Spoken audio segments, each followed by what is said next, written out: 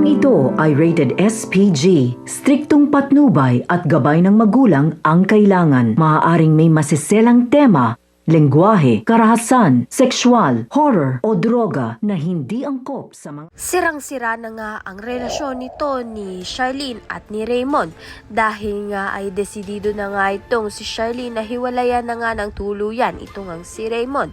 Pati rin nga itong si Liberty ay apektado nga sa paghihiwalay nga nilang dalawa. Samantalang lumabas na nga ang katotohanan na itong ang baby girl ay itong ang si Princess. Kaya naman nga magkukunwari na nga itong si Divina na ang tunay na anak niya ay itong ang si Princess dahil hindi nga pwedeng malaman raw ni Charlene ang katotohanan na si Princess nga ang tunay na anak nito ni Charlene.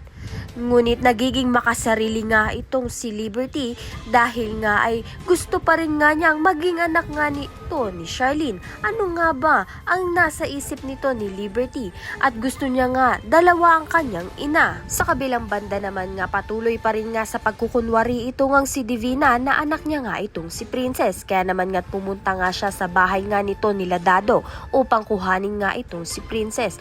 Ngunit hindi nga pumayag si Dado at dito na nga ay bumagsak na naman nga ang katawan nito ni Dado dahil sa galit nga at tensyon dulot nga nito ni Divina. Malalaman nga natin kung makukuha nga ni Divina ito ngang si Princess at piliin nga ni Princess na tumira nga dito kay Divina. Ayan at iba pa ang dapat nating pakaabangan. Maraming salamat sa iyong panonood.